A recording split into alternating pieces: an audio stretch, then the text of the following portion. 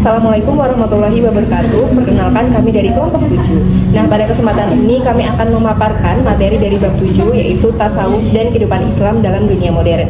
Bab ini mengangkat persoalan penting mengenai bagaimana dunia Islam mengalami krisis akibat masuknya modernisme, serta bagaimana tasawuf dan tradisi Islam dapat menjadi fondasi spiritual dalam merespons tantangan tersebut. Selama lebih dari 14 abad, Islam tidak hanya hadir sebagai sistem kepercayaan, tetapi juga sebagai kekuatan hidup yang meresap ke seluruh aspek kehidupan masyarakat Muslim. Syariat dan seni Islam menciptakan kesatuan budaya yang menyeluruh. Setiap aktivitas umat, dari cara hidup hingga karya seni dan ilmu, tidak pernah terlepas dari nilai-nilai Islam. Tetapi sejak masuknya modernisme dan westernisasi, kesatuan ini mulai runtuh.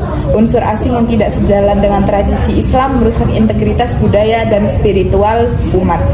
Dampaknya tidak hanya terjadi di bidang politik saja, tetapi juga menyentuh aspek keagamaan dan kebudayaan. Banyak intelektual Muslim yang kembali dari Barat membawa cara pandang sekuler dan terpecah. Dunia Islam pun terfragmentasi. Ada wilayah yang sangat menekankan hukum Islam, wilayah lain yang lebih menonjol sisi tasawuf, dan sebagian mempertahankan seni atau filsafat, namun tidak lagi memiliki pemahaman menyeluruh tentang Islam. Hal ini membuat komunikasi dan kerjasama intelektual di antara sesama umat Islam menjadi sangat lemah dibandingkan masa kejayaan Islam yang terdahulu. Kehilangan pemahaman yang menyeluruh tentang Islam inilah yang membuka jalan bagi modernisme untuk lebih mudah masuk. Dahulu cukup dengan belajar di satu pusat peradaban, seorang Muslim bisa mengakses semua cabang ilmu Islam dari fikih hingga tasawuf. Hal itu sangat sulit terjadi. Bahkan banyak Muslim terdidik yang tercerabut dari akar intelektualnya sendiri. Namun dari krisis ini juga muncul secercah harapan. Sebagian Muslim setelah mengalami benturan dengan budaya Barat justru mengalami kebangkitan spiritual dan berusaha kembali memahami Islam secara utuh.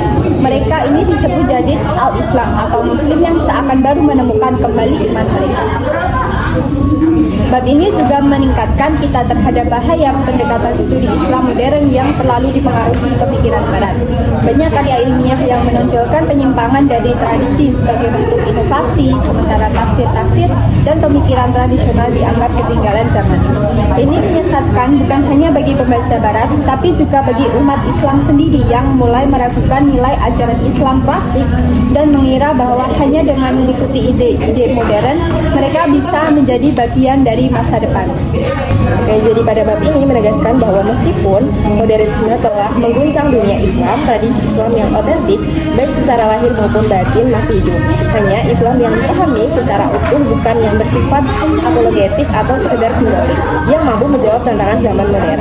Karena itu, kita semua, terutama kalangan intelektual Muslim, memiliki tanggung jawab besar untuk kembali menggali warisan keilmuan Islam secara menyeluruh, agar mampu menjaga dan mengembangkan peradaban Islam di tengah tantangan global saat ini. Maka penting bagi kita sebagai generasi muda untuk tidak hanya melihat Islam dari permukaannya saja. Kita harus terus belajar untuk menghidupkan kembali semangat intelektual Islam dan menyeimbangkan antara aspek lahir dan batin. Tasawuf sebagai inti spiritual Islam bukan sekedar pelarian dari dunia, tetapi jalan kembali untuk memaknai kehidupan secara lebih dalam di tengah dunia modern yang serba cepat dan serba dangkal. Demikian yang dapat kami sampaikan, kurang lebihnya mohon maaf. Wassalamualaikum warahmatullahi wabarakatuh.